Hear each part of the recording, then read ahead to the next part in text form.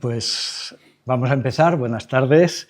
En primer lugar, agradeceros a los organizadores de esta nueva edición del máster, pues el haber contado conmigo para hacer esta charla inaugural, esta conferencia inaugural. Para mí la verdad es que es algo que me ha ilusionado porque hace, como ha dicho Eduard, pues bastantes años que me estoy dedicando a estos temas, como ha dicho él, pues en el conjunto de Europa, compartiendo con muchos investigadores, y es algo con lo que realmente he disfrutado y espero continuar disfrutando en los próximos años. Entonces, el título tiene esta frase inicial, Laboratorios de la Integración Europea, es una expresión que si buscáis en Internet se utiliza mucho para hablarnos de estos espacios transfronterizos que tienen, por razón de la misma frontera, pues dificultades de muchos tipos, de tipos legales, administrativos, técnicos, etcétera, para mantener relaciones entre un lado y el otro de la frontera. Entonces, que s'assent així también, bueno, m'acosto. Entonces, estos esfuerzos para superar, ¿no?, estas barreras transfronterizas han traído cambios en las mismas legislaciones europeas, que es por esto que de aquí deriva esta expresión de laboratorios de la misma integración europea, unos entre muchos. A partir de aquí, permitidme, voy a pasar a hablar un poco del marco europeo y no tanto de la Cerdaña, de lo que ocurre exactamente en la Cerdaña, porque es lo que vais a trabajar en la estancia que vais a hacer allá y en los talleres posteriores. Por tanto, voy a enmarcarlo yo todo el tema en una visión más de conjunto de lo que ocurre en estos espacios de frontera en Europa. Algunos de vosotros habéis pasado frontera, habéis venido de América Latina para entrar en Europa y sabéis lo que suponen las dificultades para entrar en Europa. Una vez estáis aquí dentro, las cosas en principio son más fáciles, pero cruzar las fronteras externas de la Unión Europea, pues como en otros casos también, pues es algo que no es fácil y lo sabéis, ¿no? En cambio, cuando estamos dentro, cruzar fronteras, cruzar los espacios fronterizos de las fronteras internas de Europa es algo mucho más fácil ya, al menos para los que somos ciudadanos europeos, que ya hablaremos de esto. Esto no siempre ha sido así, sino que forma parte del mismo proceso de construcción europea y realmente esto es así básicamente desde hace aproximadamente unos 40 años, cuando, bueno, a partir del Tratado de la Unión Europea se pone en marcha un proceso de facilitar esta permeabilización de nuestras fronteras internas. Estáis en una comarca que precisamente es particular porque tiene esta frontera. En principio es particular también porque es una comarca que en la cordillera de los Pirineos es una planicie, una altiplanicie, más que un valle, como puede ser el Valle de Arán. Y esto le da una singularidad. El tipo de poblamiento que vais a encontrar, ¿no? Tiene más facilidades en una zona plana, bastante única en todo el Pirineo, en toda la cordillera, ¿no? Esta es una de sus singularidades, la otra es la existencia de la frontera. Esta frontera que se estableció en el siglo XVII con el Tratado de los Pirineos en 1659. Este tratado supuso la partición de Cataluña en dos partes, ¿no? Y con esta partición, el Principado de Cataluña, que formaba parte de la antigua corona de Aragón, pues quedó fracturado y con él la comarca de la Cerdaña. No voy a entretenerme más aquí, pero Desde, por tanto, tiempos históricos, los habitantes de la Cerdaña han convivido con la frontera, manteniendo entre ellos vínculos de parentesco, vínculos sociales, vínculos económicos, a pesar de esa frontera. Y todo ello tendréis ocasión de experimentarlo, de vivirlo, cuando vayáis allí. Veréis que pues, la dinámica de relaciones transfronterizas es bastante importante en muchos aspectos. Pero lo que voy a hacer yo, como os he dicho, es contextualizarlo, no ceñirme a esta comarca. Y permitidme que vaya a empezar con una pequeña referencia personal, con un viaje transfronterizo que tuve ocasión de hacer hace unos años en lo que sería más o menos la antigua Lotaringia, no sé si os suena este nombre, fue una de las partes, uno de los territorios en que se fragmentó en la Edad Media el antiguo imperio carolingio. Entonces, esto más o menos fue una ruta que empezó entre Francia y Bélgica y fue descendiendo hasta llegar a la frontera de Francia con Suiza. Entrando en algún detalle, empezamos con la zona de la eurociudad de Lille, que agrupa un área metropolitana donde hay municipios de la parte francesa y también de la parte belga, y donde, por ejemplo, encontramos, aquí tenemos la primera foto arriba a la izquierda, un edificio en la Grand Place de Lille que nos recuerda un poco lo que son las Grand Place belgas, por ejemplo, la de la misma Bruselas. En la segunda foto está un servidor en la Place Jacques Delors. Jacques Delors ha sido uno de los grandes impulsores de las últimas etapas de la Unión Europea, y esta plaza es una plaza transfronteriza de dos municipios de esta zona, que son Jalouin y Menin. Esta placa pues, lo recuerda, y es un hito de una pequeña muestra de cooperación transfronteriza, como hay tantas iremos viendo en la Unión Europea. Después está este palacio de Aquisgrán, la sede de lo que fue precisamente el palacio de Carlomagno, uno de los fundadores de la idea europea.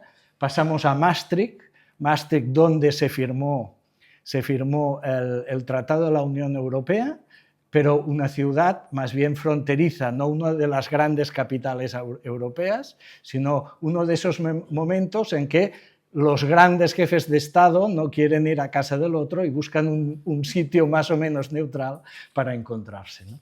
Y pues Maastricht representa un poco esto. Y continuamos con la Porta Nigra en Trèveris, lo que fue frontera del antiguo imperio romano, aquí en el río Mosela, ¿no? Donde terminaba el imperio y estaba la zona germana. Por tanto, una de las fronteras externas de lo que fue la primera unidad europea.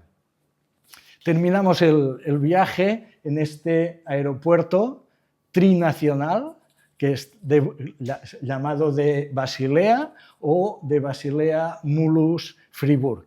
Este aeropuerto, que está en Francia, tiene una entrada directa a Suiza y también da servicio a la ciudad pues, alemana, y es un proyecto trinacional en una zona transfronteriza. Por tanto, esto es un poco lo que con esto os quiero orientar sobre lo que va a ser la charla. Lo recomiendo. Los viajes transfronterizos descubren espacios menos habitados por nosotros los turistas y además son muy interesantes. Y con esto vamos ya al guión de la charla. Voy a hablar muy brevemente de la geografía como disciplina y su relación con las fronteras, y con 4 o 5 unos conceptos que vamos a ir oyendo a lo largo de la conferencia. A continuación ya voy a centrarme en las fronteras de la Unión Europea, Necesariamente haré una referencia a las fronteras externas, pero muy breve otra vez, porque las que nos interesan son las internas. Estas las enmarcaré en el proceso de integración europea para poder entenderlas mejor, y a continuación pasaremos a ver diferentes tipos de espacios fronterizos que encontramos en Europa, con diversidad de factores que los caracterizan, ¿no? Razones o factores geográficos, históricos, culturales, económicos, etc. Y una vez caracterizados, ya iremos a hablar de relaciones transfronterizas, viendo diversidad de casos, y la cooperación transfronteriza. Intentaré explicar en 4 claves qué es y cómo funciona, y acabando con otros ejemplos de entidades de cooperación y algunos proyectos. Todo esto con ejemplos a escala europea, pero con algunas referencias más específicas también a la zona de los Pirineos y alguna a la Cerdaña, para conectar lo que realmente vais a hacer con lo que expongo. Vamos adelante, pues.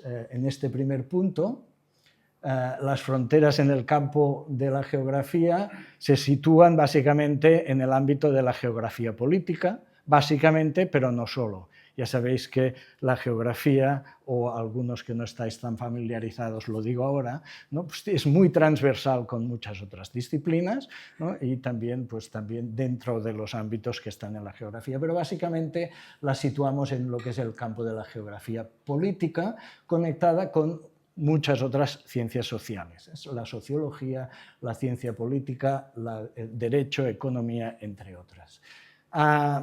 Hablamos de 2 etapas normalmente cuando presentamos este tema.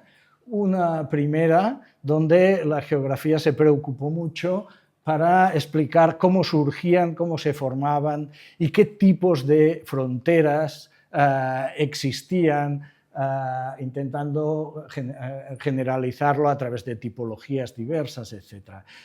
A partir de aproximadamente los años 60, cuando se desarrollan las geografías críticas, entramos en otra mirada sobre las fronteras que incluye también las consecuencias de los espacios, de esos espacios de frontera para la ciudadanía que las habita, las narrativas que justifican las fronteras, qué actores participan en ellas, etc.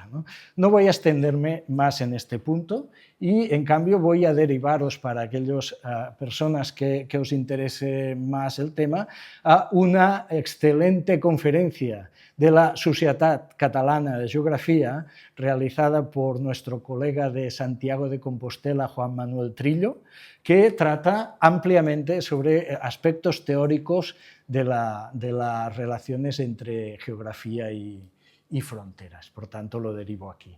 A continuación, estos conceptos, que también voy a pasar rápidamente. El de frontera entendemos de entrada como frontera internacional. Utilizamos la frontera con muchos significados, a veces incluso metafóricos, ¿no? Vamos a centrarnos en la frontera internacional, y entendemos la frontera como línea divisoria. Esto es claramente así en un lenguaje como el castellano, el catalán, el francés. En inglés se suele distinguir entre la palabra border y boundary. Y boundary es una palabra que se acerca más al segundo concepto que está aquí, que es el del espacio transfronterizo. Es decir, toda aquella región, grande o pequeña, la escala puede variar según el tipo de análisis que queramos hacer, alrededor de esa línea fronteriza. ¿De acuerdo? Por tanto, tenemos ya esos 2 conceptos, a los que sigue el de las relaciones transfronterizas. Serían pues, las relaciones que se establecen entre las poblaciones a un lado y el otro de la frontera. Por ejemplo, relaciones en residencia-trabajo que necesitan cruzar la frontera. por poner un ejemplo básico. De ahí tendríamos también otro concepto que es el de las asimetrías. Cómo se ha construido una parte y la otra de un espacio transfronterizo y qué similitudes, y cuando decimos asimetrías, sobre todo, qué disparidades hay y qué comportan estas diferencias o estas similitudes entre ambos espacios. Y esto es un objeto de interés no, vamos a decir, teórico, sino que el análisis o la comprensión de estas asimetrías es lo que nos permite luego también pasar a un diagnóstico más adecuado y la capacidad de planificar acciones, por ejemplo, de desarrollo local en estas zonas. A continuación, unas palabras que quizá habéis oído últimamente porque se están utilizando, porque están desgraciadamente muy de moda, ¿no? La refronterización o la complementaria, la desfronterización. Refronterizar significa que aquellas condiciones que se dan de control o de seguridad, ¿no? de paso en una zona de frontera, se hacen más complejas, más duras, más difíciles. Desfronterizar es, en cambio, lo contrario, ¿no? Lo que ha sucedido con nuestras fronteras internas en estas últimas décadas es un proceso de desfronterización.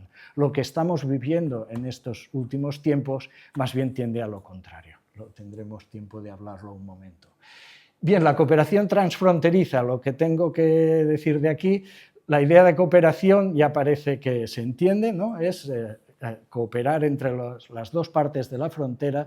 Lo importante es que retengamos que cuando hablamos en la Unión Europea de este concepto, hablamos de una cooperación de tipo institucional, es decir, que dirigen las administraciones y que estas administraciones son, en todo caso, subestatales, es decir, no hablamos de cooperación transfronteriza si son el gobierno central de España y el de Francia los que están tratando cuestiones entre sí. Entonces, aquí estamos hablando de relaciones internacionales, que pueden tener componentes transfronterizos, y lo tienen a veces, sino que este concepto se trata de los municipios, los consejos comarcales, a las diputaciones provinciales o los departamentos, por ejemplo, en Francia, las comunidades autónomas, los estados federales, que dirigen o gestionan estos procesos y en los cuales también participan colectivos que pueden ser asociaciones públicas, ¿no? Asociaciones ciudadanas o incluso empresas del sector privado que participen en ellas. Otro concepto que puede salir en algún momento es algo que es muy frecuente en las zonas de frontera, que son las ciudades mellizas.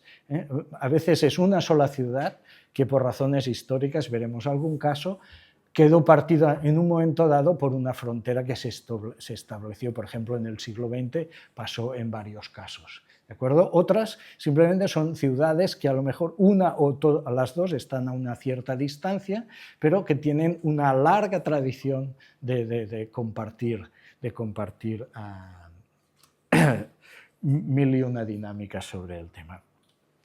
Esto es la zona de Iguazú, donde tenemos un caso de triple frontera y de un espacio muy turistizado, urbano, ¿no? También rural, etcétera, que tiene el interés de combinar o de una importante acción de cooperación transfronteriza para gestionar un territorio tan interesante como este. Es la única referencia que voy a hacer a América Latina. Podría hablar del Mercosur también, donde hay unas dinámicas cada vez más interesantes de libre circulación. Vamos a las fronteras de la Unión Europea. Tanto las externas como las internas tienen unas normativas de base que serían conjuntas y que tienen como punto de partida, como decía yo, el Tratado de Maastricht, el de la Unión Europea del 92. En estas fronteras externas tenemos básicamente dos bloques, que son dos bloques compactos y además dos bloques problemáticos. Toda la zona del Mediterráneo y lo que sería la parte de la zona oriental. Son fronteras duras, muy difíciles de franquear para los ciudadanos no europeos y son un reflejo de los contrastes globales que hoy estamos sufriendo, ¿no? Comparables a otras del mundo desarrollado.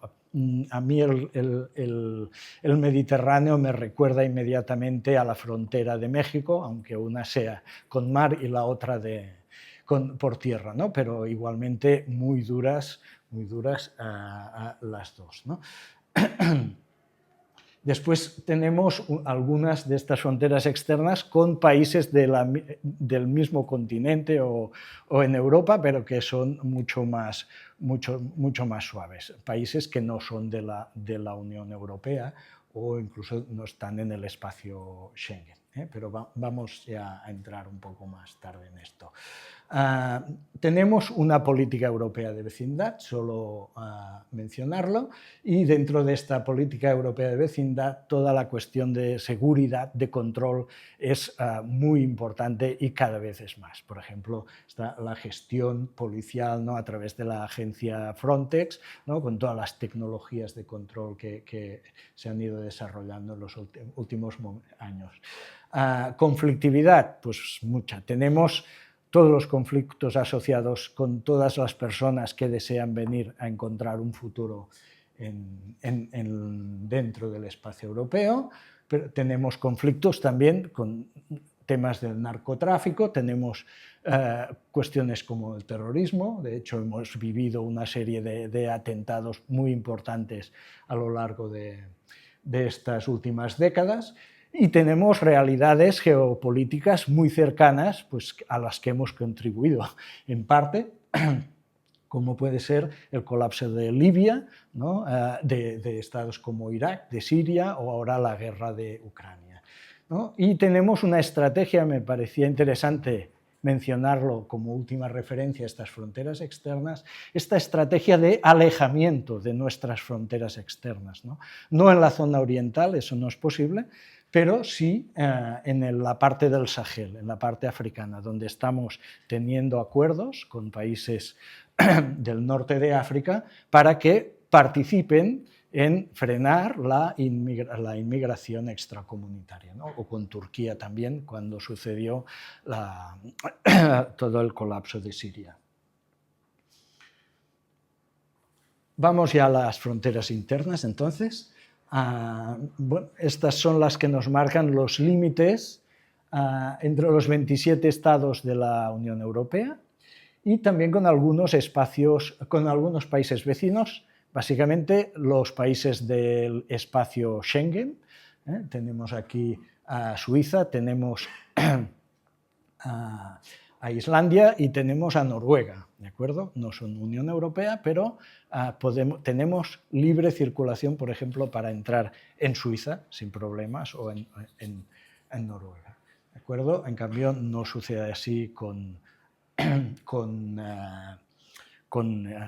Irlanda, por ejemplo, que es un país que es de la Unión Europea, pero no pertenece al espacio Schengen. Por tanto, tenemos algunas... Unión Europea y espacio Schengen no son exactamente lo mismo. Un poco sucede con el Tratado de la Unión Económica y Monetaria. Aquí os he destacado estos dos tratados. La Unión Económica y Monetaria es la que fundamenta el gran proceso de integración de la Unión Europea. Es básicamente un proceso de integración económica. Ello incluye el haber compartido desde 2002 la moneda del euro. Por tanto, hablamos de zona euro, pero hay hasta 7 países en la Unión Europea que no están utilizando el euro, ¿de acuerdo? Y en cambio hay otros países que no están aquí, en la Unión Europea, que sí que lo utilizan. Por tanto, espacios con intersecciones, pero que no son exactamente los mismos. Y apuntaría al final estos acuerdos sectoriales que son muy importantes para las relaciones transfronterizas, más allá de estos acuerdos que nos permiten movilizarnos fácilmente, ¿no? Acuerdos como temas de seguridad social, de cobertura sanitaria, ahora hay unas tarjetas electrónicas que te permiten ir a la farmacia de otro país con esta tarjeta y que te reconozcan el medicamento que te recetó tu médico en tu país. Esto también facilita mucho la vida, ¿no? Y después está el tema del roaming, que cada vez pues, ha ido mejorando, pero bueno, tenemos todavía excepciones. Suiza es espacio Schengen, pero avisar de que no es, al menos en algunas compañías, depende de la que estáis, pues vais a tener roaming o no. Y si esto lo centramos en la Cerdaña, pues vamos a contextualizar de todo lo que he dicho. Pues tenemos que los Pirineos tienen la frontera entre España, Francia y Andorra, es un espacio Schengen, es zona euro, porque en Andorra tanto tiene acuerdos con la Unión Europea por la libre circulación como para utilizar el euro. Antes en Andorra se utilizaba indistintamente el franco o la peseta, pero ya no nos acordamos ni nosotros de esto. Y después, atención, porque en Andorra también hay problemas de roaming. Como Andorra está tocando la Cerdaña y quizá a alguien le puede ir a interesar lo que hacen de turismo en Andorra, pues a alertaros de tomar precauciones. Bien, estas fotos de aquí, esta es la de la firma, fijaros ya, que ya es una foto de época, cómo iban vestidos, cómo mayormente son señores los que salen en la foto, en fin. Esto es la firma del espacio Schengen y un monumento que hay en Schengen, otro de estos espacios neutrales, en este caso en el territorio de Luxemburgo. Pero Schengen no todo son facilidades. Hablábamos de esta conexión entre fronteras externas e internas y así sucede. En estos últimos años, en el Tratado de Schengen hay una serie de apartados que nos dicen que en determinadas circunstancias se puede volver a implantar controles policiales y se puede volver a cierres temporales de la frontera. Y esto, por ejemplo, sucedió claramente en el momento del COVID. El cierre de fronteras fue generalizado en toda Europa. Pero después del COVID ha empezado un proceso en que cada vez es más frecuente que bastantes países practiquen con alguna justificación que a veces tiene que ver con el tema, muchas veces se habla del tema del terrorismo y se calla mucho más los temas de inmigración, porque está mal visto que digas que cierras la frontera para no dejar pasar a los migrantes que ya han entrado en otro país, ¿no? Pues esto es lo que nos está sucediendo, por tanto, refronterizaciones. Quizá lo veáis en la Cerdaña, pero normalmente en el Pirineo está sucediendo más por la parte vasca y también por la parte catalana, donde hay más vías de paso. Una noticia, ya veis, del día 15 de La Vanguardia, dice: a pesar que es espacio Schengen, el gobierno francés cierra la frontera de manera frecuente y recurrente y establece controles que se ceban con los migrantes africanos. En los últimos años, 9 personas han muerto en la zona, la mayoría ahogados en el Bidasoa. El Bidasoa no es el Rin, es el Bidasoa. Y solo en Irún los recursos habilitados por el gobierno vasco han atendido a 40.000 migrantes en 6 años.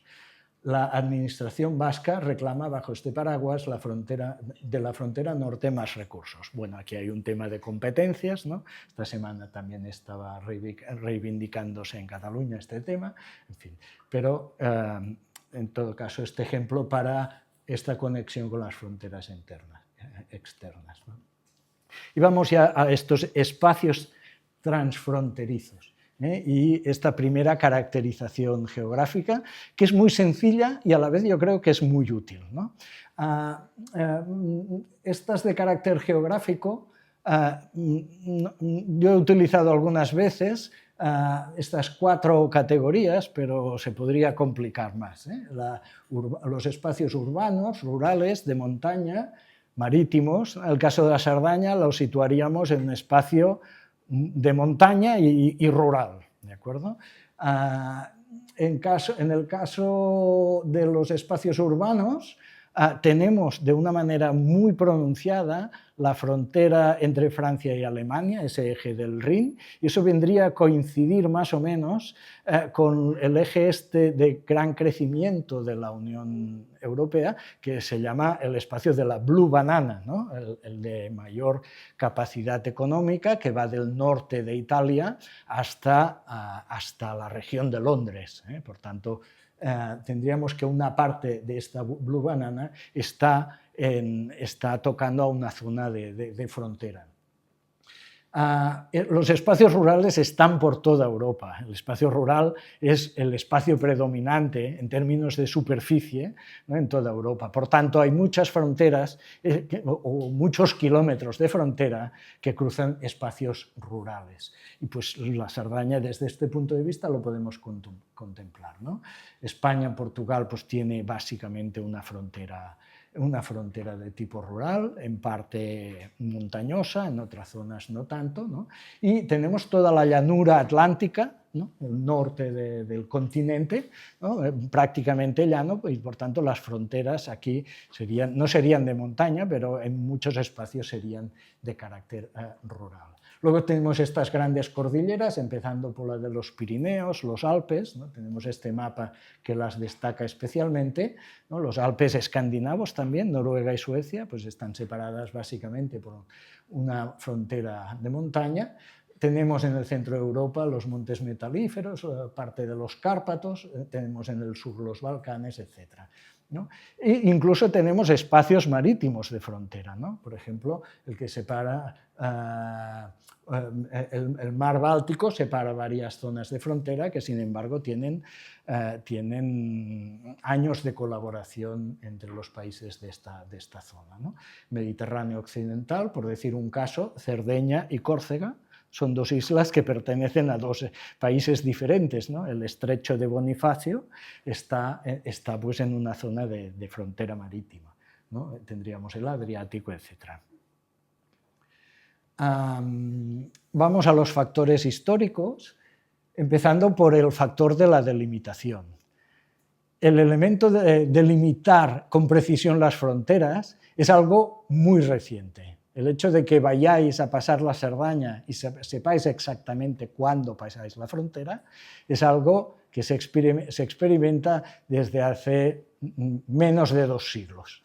No es tan reciente, pero no ha sido así en mucho tiempo a lo largo de la historia, ¿no? Lo normal era tener unos tratados con una descripción que podían anunciar municipios, podían anunciar pueblos, ciudades, también valles, ¿no?, unos ríos que delimitaban la frontera. Por tanto, eran descripciones. No es hasta el siglo XIX que, con todo el despliegue de la topografía y la cartografía de más precisión, se empiezan a implantar con más claridad estas líneas de frontera marcadas en el territorio. Esto lo tenemos en las fronteras de todo el mundo, con este tipo de mojones, ¿no?, de piedra que nos indican los espacios, por donde pasa la línea. Por cierto, los movimientos de tierra en muchas de estas zonas son frecuentes y, por tanto, el mojón está comprobado que en muchos sitios se ha desplazado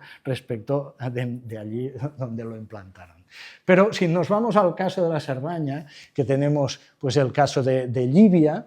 Llívia es un municipio que está en la parte de la Alta Cerdaña o Cerdaña de Francia, francesa, pero es un municipio, es un enclave español.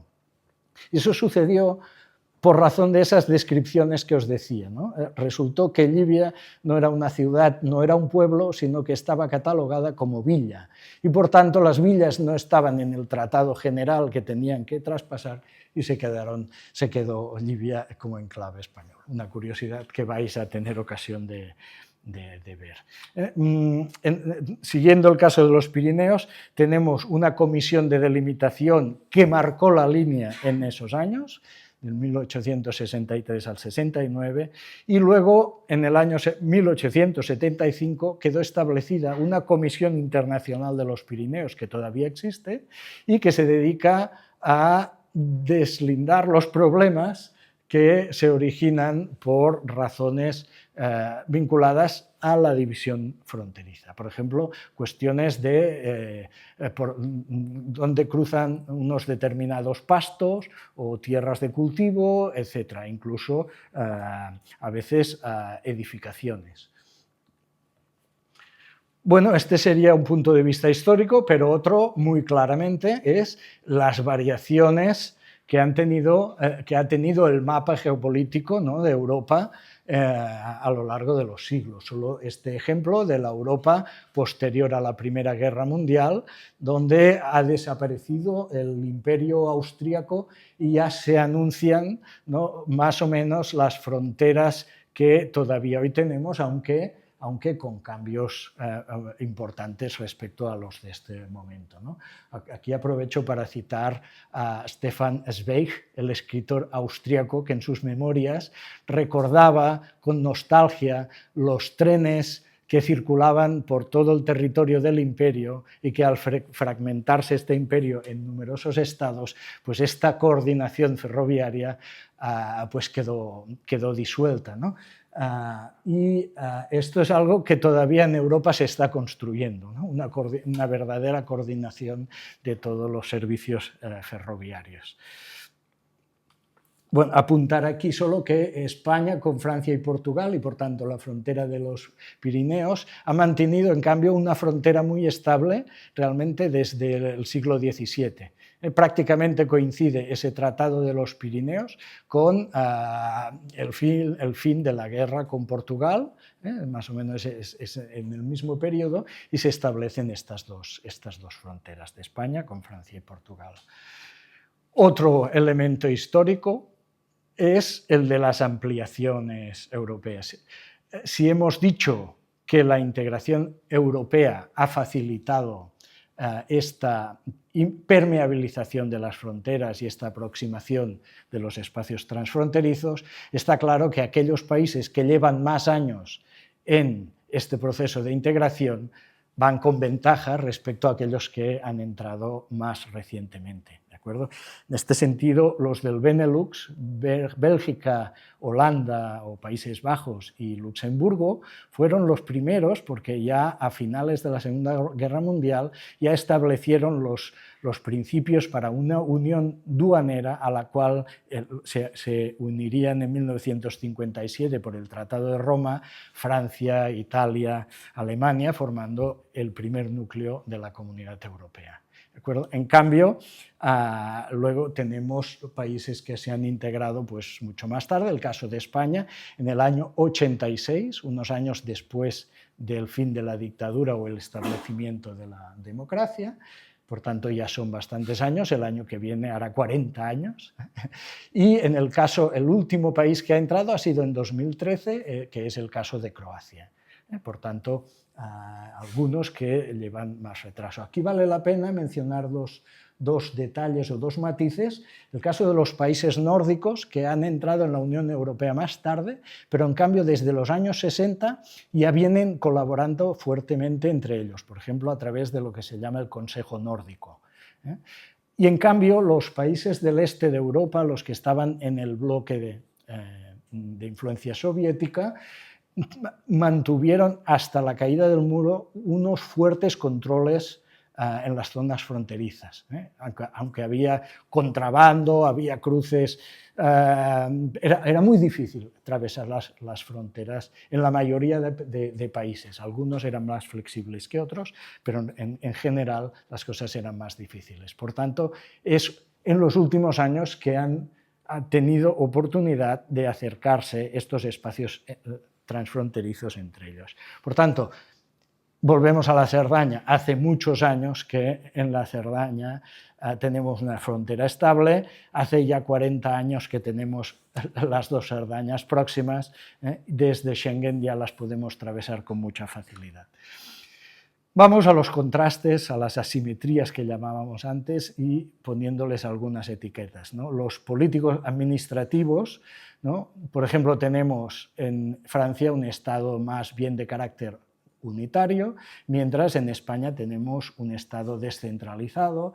Los sistemas de competencias, de distribución de capacidades son diferentes en una parte y la otra, y por tanto a la hora de establecer relaciones institucionales esto pueden suponer a veces problemas de contacto.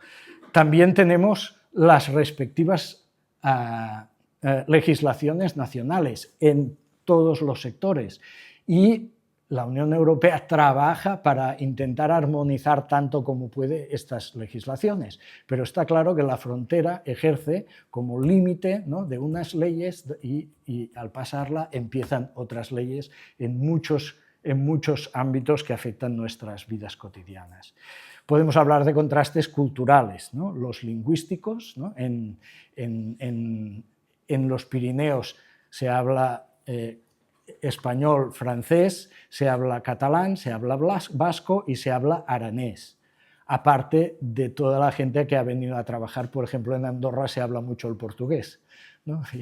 Son los inmigrantes que han venido a establecerse aquí.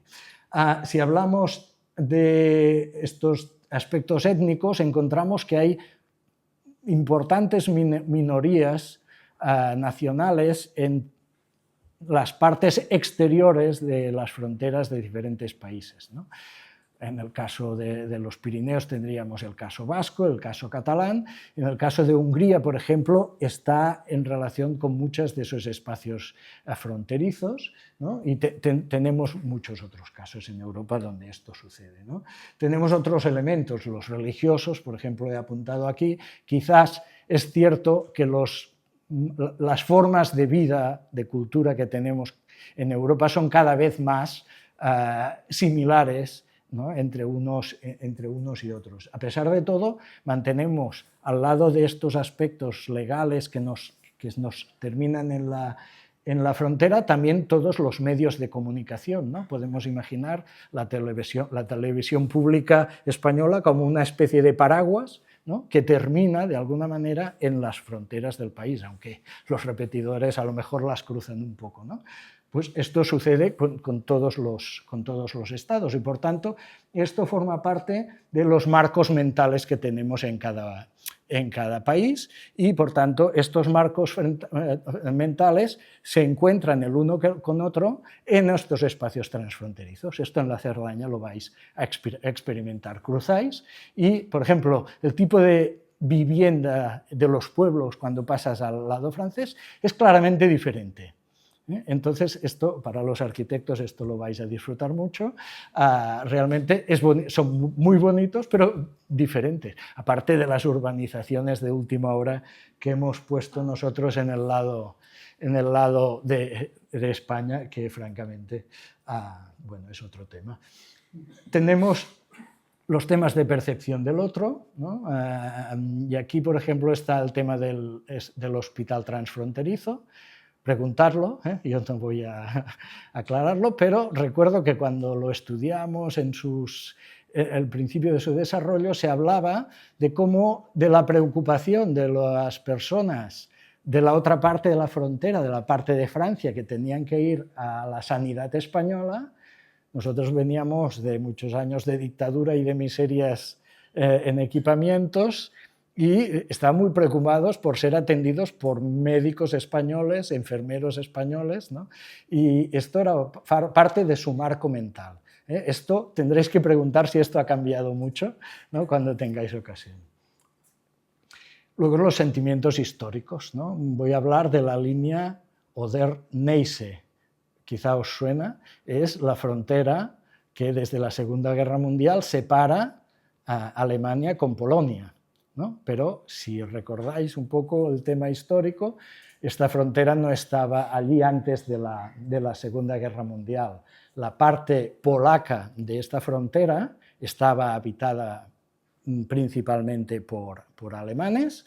Estos alemanes, por razones de perder la guerra, fueron expulsados a Alemania, muchos fueron a Alemania Occidental.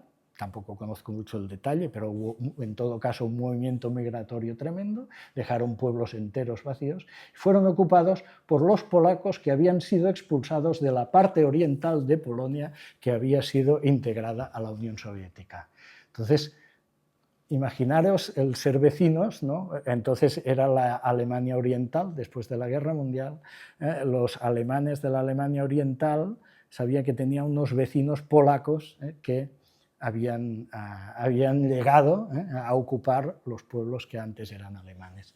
Bueno, estos sentimientos históricos están hirviendo en muchas zonas de las fronteras europeas y afortunadamente la integración europea los ha suavizado muchísimo y hay muchas colaboraciones en estos momentos y muchas relaciones personales, sociales, de asociaciones, de lo que queráis, institucionales, que han ayudado a cambiar estas perspectivas que hace unas décadas eran tremendamente duras.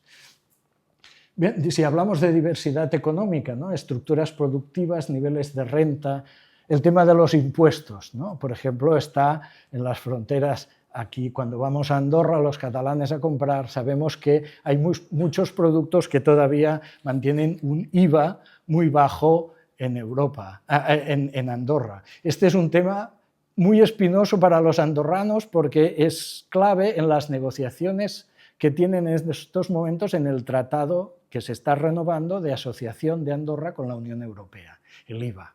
Porque si sube el IVA, pues toda la estructura comercial de Andorra va a resentirse notablemente, ¿no? Eso sucede en otros espacios europeos, ¿no? Bueno, los franceses, en cambio, entran a, por ejemplo, antes hablé de la plaza, ¿os acordáis de la plaza Jacques Delors, entre Albuin y Menin? Pues esta es una calle de Menin, que da casi a la plaza esta, llena de tiendas donde los franceses también van a comprar porque aquí los precios son más interesantes. Vaya, claro, no vienen franceses de la Bretaña, los franceses que entran son gente que vive en zonas próximas. Lo mismo sucede en la Junquera, aquí en la frontera catalana, ¿no? La gente entra a comprar tabaco, alcohol, y gasolina, que es más barata, porque estos productos en España están con precios más baratos, con impuestos más bajos que en Francia. Bueno. Y ahora ya voy a algunos ejemplos de relaciones. Vamos a hacer un paseo a partir de este súper marco que os he montado y que espero que no os haya aburrido mucho. Vamos a citar algunos ejemplos, ¿no? Vamos a empezar por casos, unos cuantos, de transfronterizo urbano, que es el que contiene mayor densidad de relaciones, ¿no? Por su misma naturaleza, porque hay más gente. Y vamos a empezar aquí en este eje del Rin, el caso de Estrasburgo con la ciudad de Kehl, mucho menor, que está al otro lado del Rin y ya en la parte alemana. Hace pocos años inauguraron, bueno, y algunos más que pocos, un tranvía que cruza el Rin y conecta muy bien las dos partes de la frontera. Ese tranvía no fue nada fácil de hacer porque, aquello que os decía, las normas de las vías técnicas de seguridad de los dos países eran diferentes y tuvieron que hacer normas específicas para que esto pudiera circular, específicamente adaptarse a las normas francesas. En la aglomeración de Basilea tenemos un caso muy curioso. Antes os he hablado del aeropuerto trinacional, ¿no?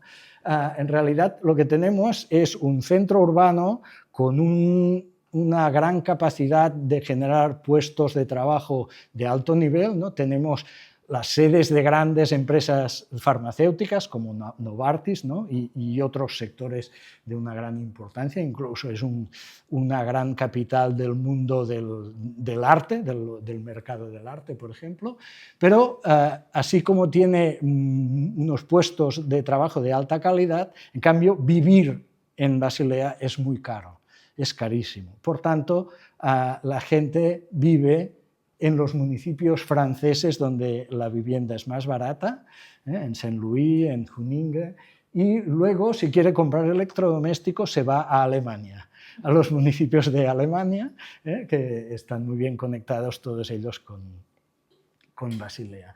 Y entonces, aquí hay una foto donde dice el Passerelle des Trois Pays, ¿no? La Dreelander Brücke, es una pasarela que se construyó para conectar los municipios de Francia con los de Alemania y que pues, se cruza estupendamente. Aquí mismo, antes de la pasarela, hay un gran supermercado y los pueblos del otro lado, que no tienen demasiada oferta, porque no son muy grandes, comercial, cruzan continuamente a comprar a esta gran superficie.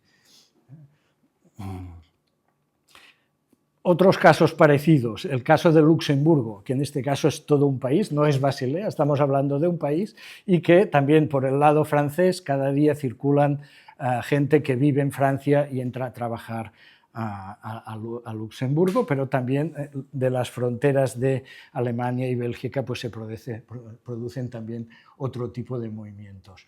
Algo parecido con Liechtenstein, ¿no? Otro pequeño país, con Suiza y Austria, ¿no? Y después un caso muy diferente, Viena y Bratislava. Aquí estamos hablando de dos capitales, pero dos capitales que están a 1 hora de coche la una de la otra.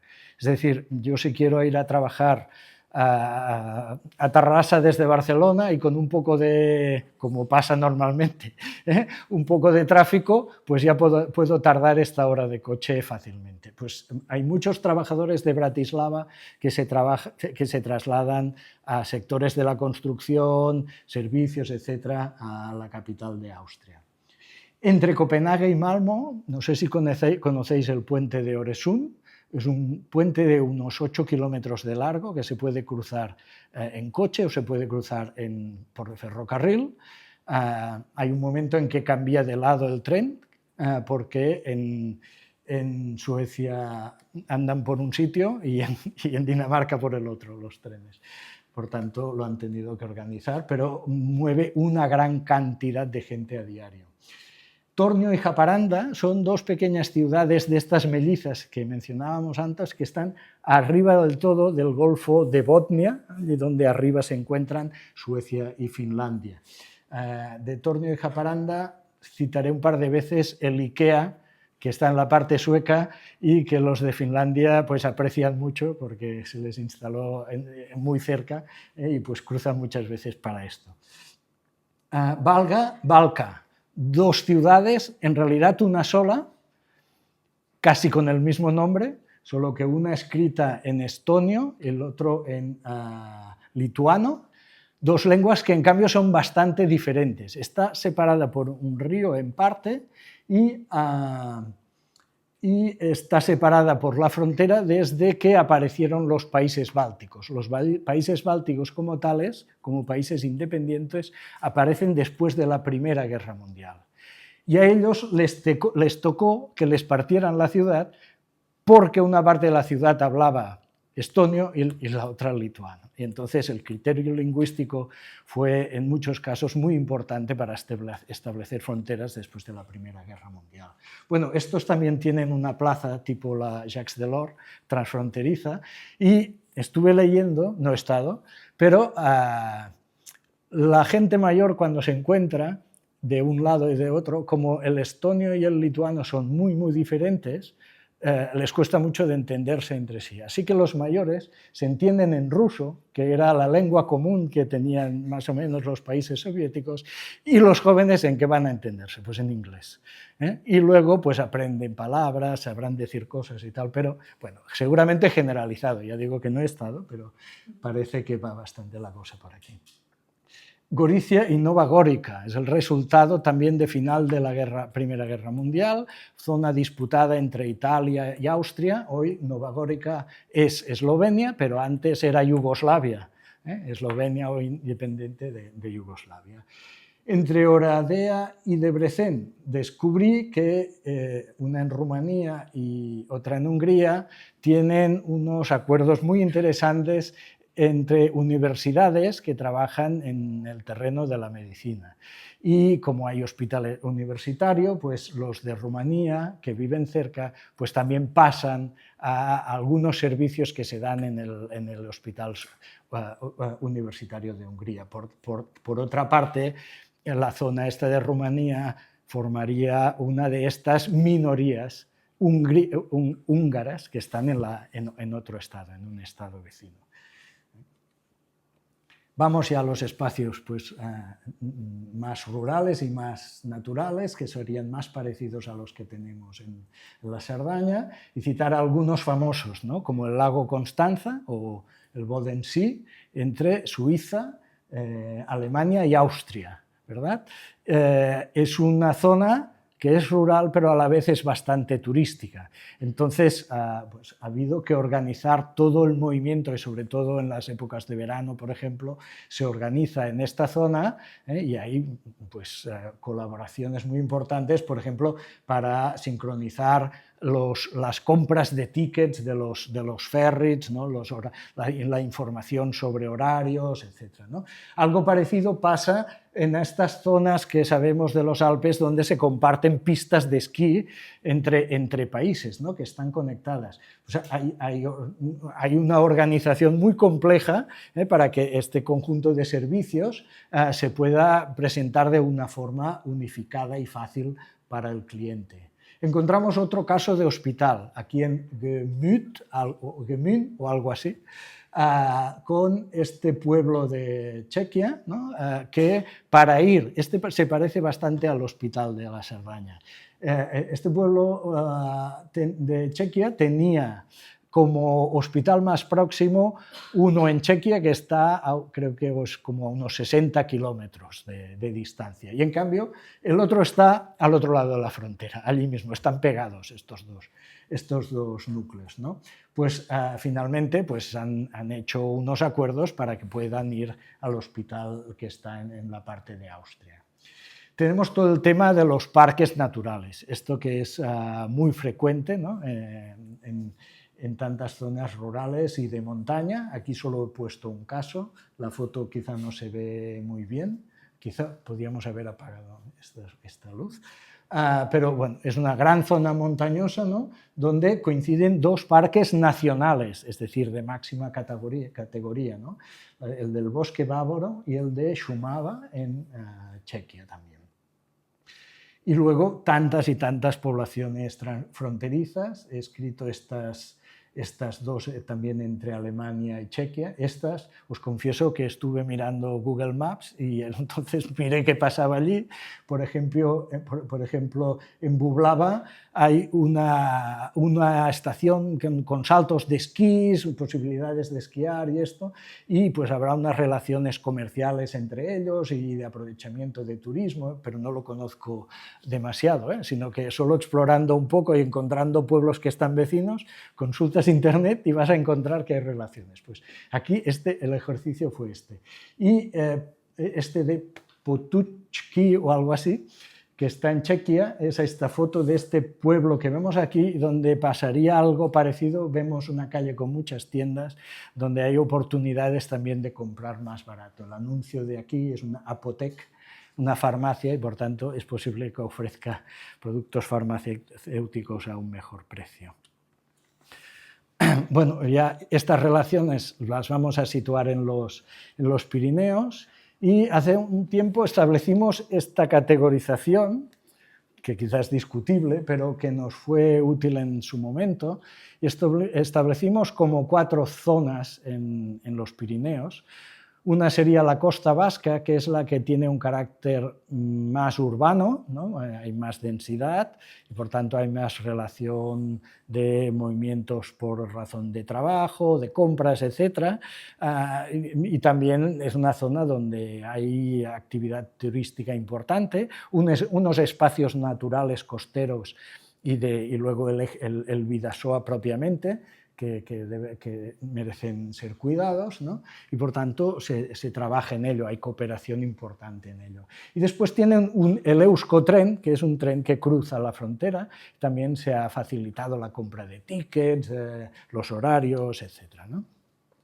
Luego, por todo lo contrario, tendríamos esta zona central, que sería la parte navarra y sobre todo la zona de Aragón, la zona donde el Pirineo se alza a mayor altura y por tanto necesariamente las comunicaciones son más difíciles entre una parte y la otra de la frontera. Por tanto, realidades muy diferentes, las relaciones son más esporádicas, ¿no?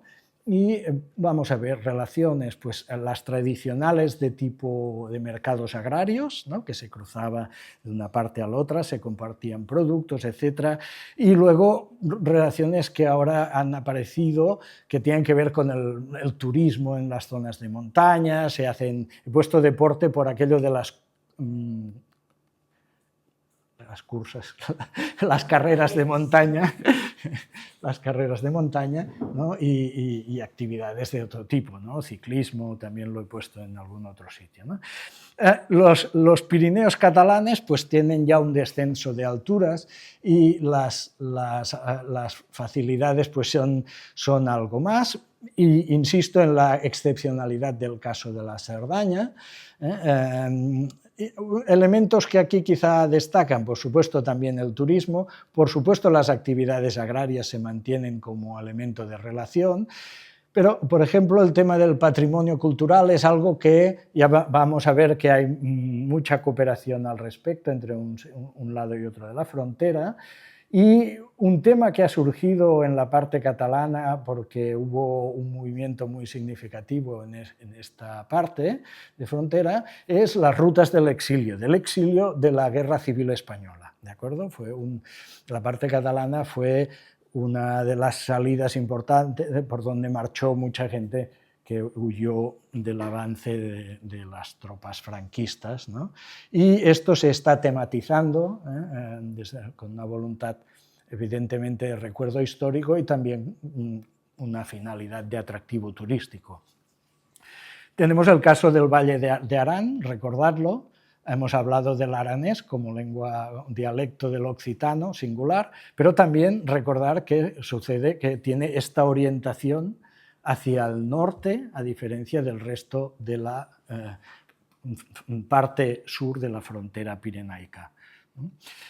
Y en la costa catalana, pues antes he hablado de tabacos y alcohol y gasolina, ¿no? Es una zona menos urbanizada que la parte vasca, aunque ya es en la zona litoral, y, por ejemplo, hay relaciones por los temas de pesca, porque los espacios, eso pasará también en la parte vasca, ¿no? Los espacios de pesca tienden a confluir y, por tanto, hay que ponerse de acuerdo entre pescadores de una parte y la otra para no generar conflictos. Bueno, por supuesto, en todos ellos, las relaciones familiares, el tema de los idiomas que ya mencioné, etc. Aquí he puesto un ejemplo, que es el de Canfranc, Feria del Queso y Productos del Pirineo, en Canfranc, una cita transfronteriza con sabor, que es de este año y hace unos años que se está dando. Y, como dice Canfranc Estación, fijaros en el detalle, acoge sábado 2 y domingo 3 una fiesta gastronómica y cultural. En la explanada norte de la estación internacional acogerá la Feria del Queso y Mercado de Productores y Artesanos, organizada por la Asociación Francesa La Main à la Pâte, las manos en la pasta, o en la masa, diríamos nosotros. Dentro del festival, la montaña, su gente, sus pueblos. Luego los productos. Durante esos 2 días, visitantes vecinos podrán disfrutar de un mercado franco-español con lo mejor de la producción artesanal, quesos, vinos embutidos, mieles, pastelería, ¿vale? Fijaros un poco en la referencia a la estación de Canfranc, una estación que tenía que haber sido una gran estación internacional que comunicara por ferrocarril a Madrid con París, por decirlo así, por el Pirineo central, y este es un eje que no se ha terminado de desarrollar.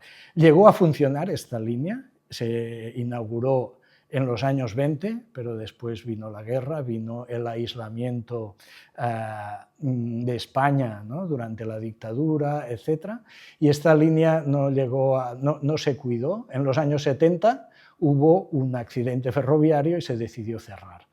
Hay numerosos estudios para abrirse. Ahora se ha restaurado la estación y hay un hotel de lujo en la estación. Un hotel de lujo y luego espacios de uso comunitario, porque es enorme, el hotel no lo cubre todo, ni mucho menos. Muy interesante de visitar. Ya saltamos de las relaciones a la cooperación, última parte de la conferencia, ánimo. Estamos en una relación que os digo que es una relación institucional. Y en estos momentos es una relación, esta cooperación, que tiene un carácter europeo, que parte de unas normas, de unas reglas de juego que son para el conjunto de Europa. ¿De acuerdo? La cooperación transfronteriza forma parte de un objetivo europeo, y cuando digo objetivo no es un objetivo genérico, sino que tiene un rango institucional muy alto, la palabra objetivo, y por tanto tiene una gran significación, que es la cooperación territorial europea, que tiene otras patas que no explicaré, esta transnacional y la interregional. Pero esto todavía lo podemos enmarcar en una idea más amplia, ahora sí el objetivo en genérico, que es la política de cohesión europea, o lo que hoy llamamos política regional europea, que es una política esencialmente dirigida al equilibrio del conjunto del territorio europeo. Por tanto, es una política de planificación territorial. Territorial en el sentido no solo físico del territorio, sino económico, social, etc. Esto es la política de cohesión.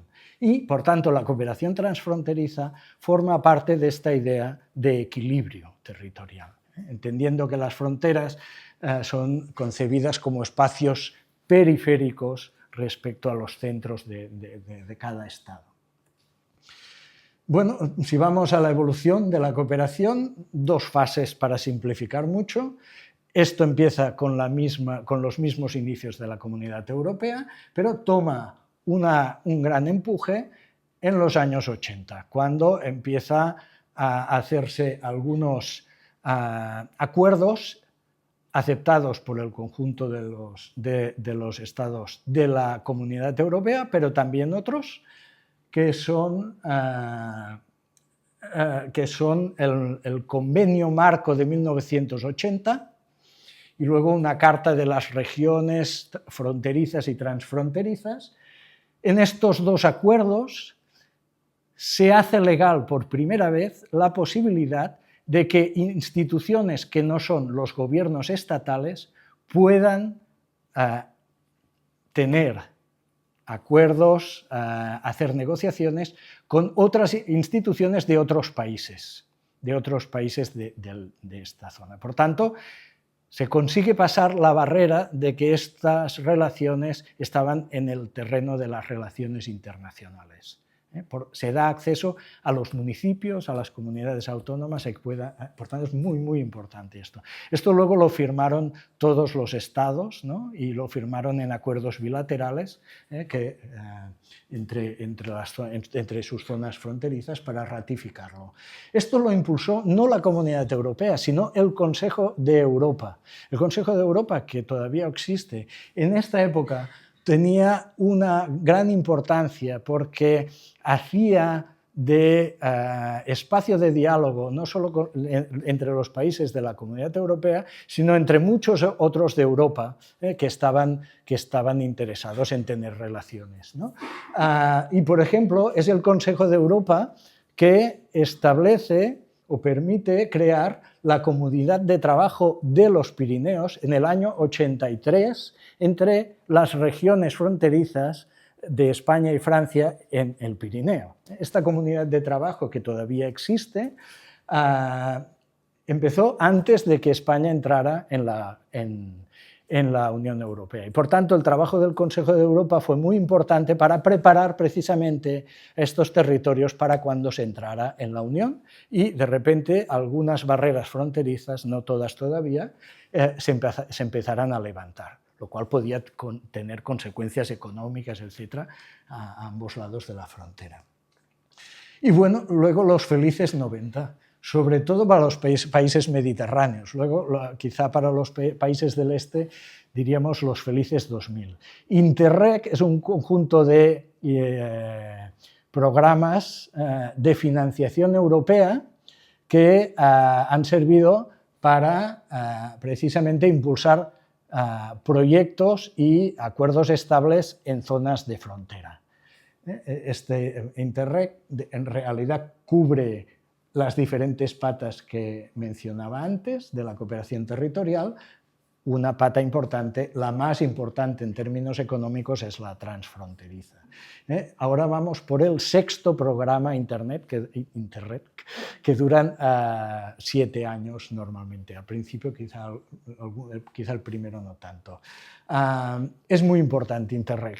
Esto permitió desembarcar mucho dinero y llevar a cabo muchos proyectos. Uno de los más caros que ha financiado Interreg es el Hospital Transfronterizo de la Sardaña, pero con diferencia de muchos otros. Puso mucho dinero. Los que pusieron dinero en el hospital ya los acabarán de explicar, pero viene un poco a cuento.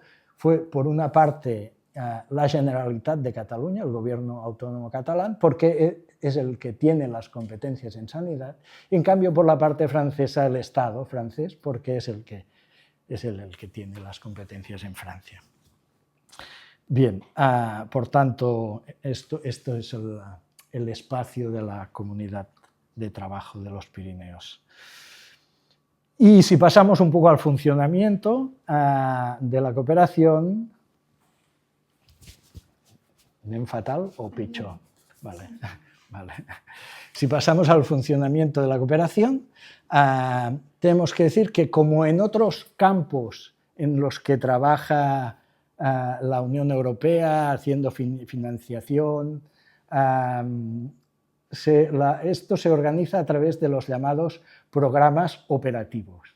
En el caso de las fronteras, cada programa operativo, es interesante saber que corresponde a una frontera concreta entre 2 países, a veces 3 países. Hemos visto que hay fronteras trinacionales. En el caso de España tenemos el programa operativo, son las siglas, de cooperación transfronteriza entre España, Francia, Andorra, POCTEFA.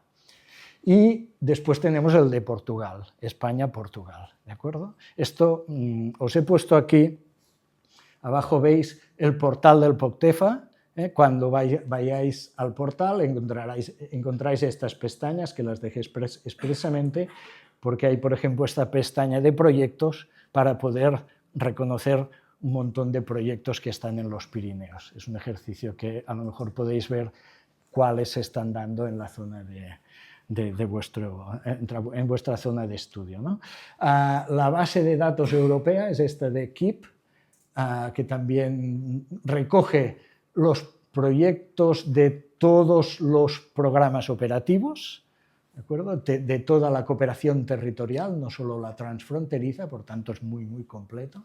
Y después esta asociación francesa oficial, no es una asociación privada, que es la misión, es una agencia, la Misión Operacional Transfrontalier, que es una agencia que ha trabajado mucho, no solo con las fronteras de Francia, con sus vecinos, sino con toda Europa. En realidad es un lobby del gobierno francés para controlar y orientar las políticas europeas que tienen que ver con la cooperación transfronteriza.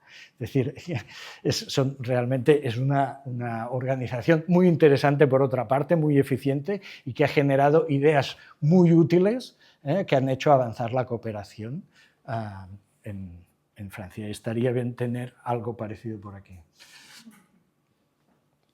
Vamos ya a algunos casos de...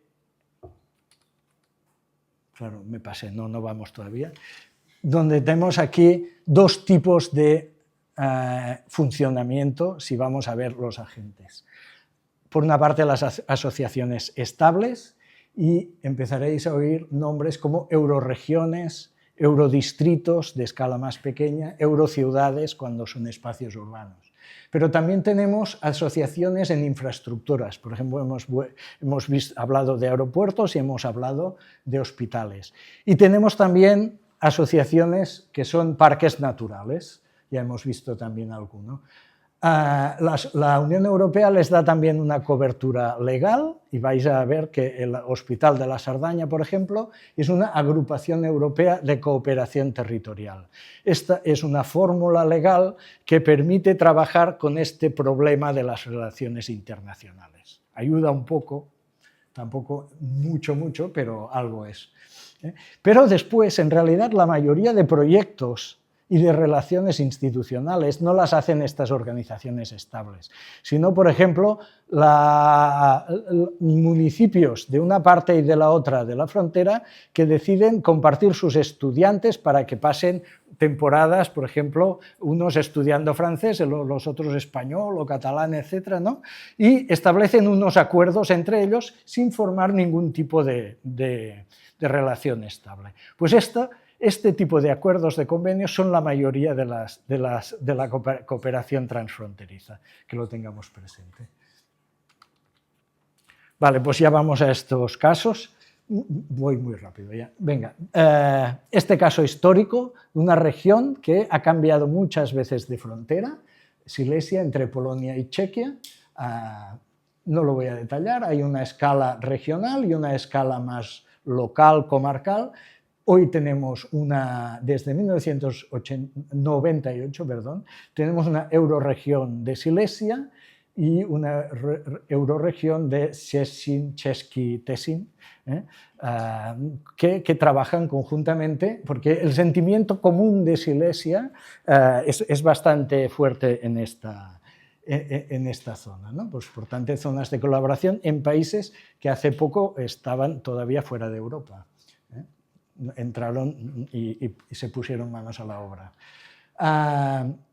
Este es el del IKEA, que he mencionado antes. Es un caso de cooperación de antes de la Unión Europea, ¿no? De este espacio nórdico, donde ya estos dos pueblos, aquí vemos una foto, no sé si lo veis muy bien, desde los años 60 ya trabajaban en temas culturales, educativos, ¿no? Por ejemplo, tienen una escuela desde el año 89, una escuela bilingüe en Finlandia y Suecia, dos lenguas muy diferentes, como antes también citábamos, ¿no? Y por tanto, relaciones muy intensas en estos dos lugares que están claramente institucionalizadas. Y si vamos a zonas más ya de montaña o rurales, ¿no? Vamos a mencionar un espacio parecido al que antes hablábamos de Chamonix, el Espace Mont Blanc, ¿no? Que es alrededor de la montaña, 3 países que necesitan ponerse de acuerdo y tienen una organización muy desarrollada, no solo para temas turísticos, sino de preservación ambiental, de transportes, etcétera, en muchos terrenos. Otro proyecto muy diferente, en este caso un proyecto, no una asociación, el proyecto ReCereal, no sé cómo se pronunciaría en original, pero es en este caso en Italia y Austria, universidades otra vez próximas que trabajan en producir nuevas modalidades de cereales aptas para el consumo de productos sin gluten, cereales sin gluten, de este mercado que está creciendo y que es tan necesario para tanta gente. Y aquí abajo tendríamos, entre España y Portugal, este proyecto de la raya seca en los parques naturales de Jerez-Xurés, que es una zona pues, también de parque natural, como decía, que la gestionan básicamente para promover un turismo más sostenible. Este sería un poco el objetivo. Este mapa de Francia nos pinta un montón de etiquetas. Tenemos estos mapas para toda Europa que nos indican que prácticamente todas las fronteras europeas internas están cubiertas por espacios de este tipo de cooperación. Si nos vamos aquí a la zona de los Pirineos, encontramos algunos parques naturales, como son las etiquetas verdes, alguna infraestructura, está el Espace Portalet, que se refiere a un paso entre Francia y la parte de Aragón, etcétera, ¿no? Tenemos unas cuantas situadas en esta zona y tenemos también el Hospital Transfronterizo de la Sardaña. Y ya, última diapositiva, unos proyectos, unas asociaciones que están en el Pirineo, para empezar, arriba de todo, la semana pasada creo que fue, la Societat Catalana de Geografía hizo una visita precisamente a este espacio, País d'Art i d'Història Transfronterer, Pays d'Art et d'Histoire Transfrontalier, de los valles catalanes, de una parte y la otra de la frontera. Esto no llega a la Cerdaña, sino que más bien está en el Pirineo más oriental catalán. Se dedican principalmente al tema del patrimonio cultural. Luego tenemos un proyecto muy interesante para el conjunto de los Pirineos, que es el proyecto Petra, que se dedica a promover el oficio y a preservar el oficio de construcción en piedra seca. Muy interesante también. Forma parte de estos oficios tradicionales que hay un gran interés para conservar, porque no solo como patrimonio del pasado, sino como proyección por las utilidades que podamos llegar a ver en el futuro. Tenemos este Belarruat, dedicado muy específicamente a dos refugios de montaña, uno en la parte navarra y otra en la parte francesa, dos refugios que se están fomentando no solo para acoger a excursionistas, como albergue de excursionistas, sino como centros de promoción y de observación de la fauna pirenaica. Y a partir de estos refugios se está estableciendo una red con otros refugios que tengan esta misma función.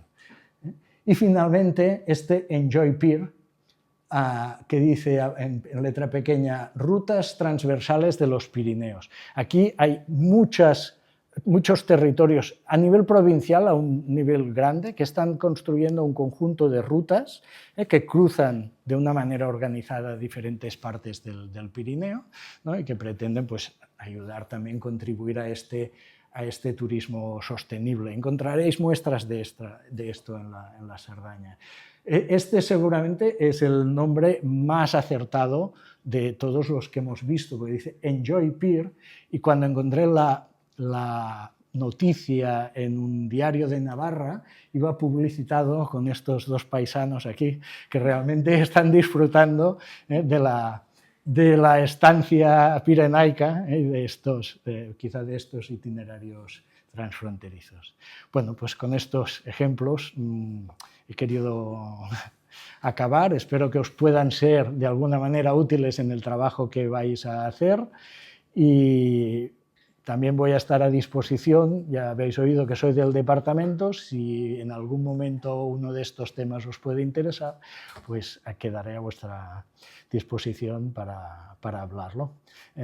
Pues muchas gracias y no sé si hay tiempo para alguna pregunta o... sí.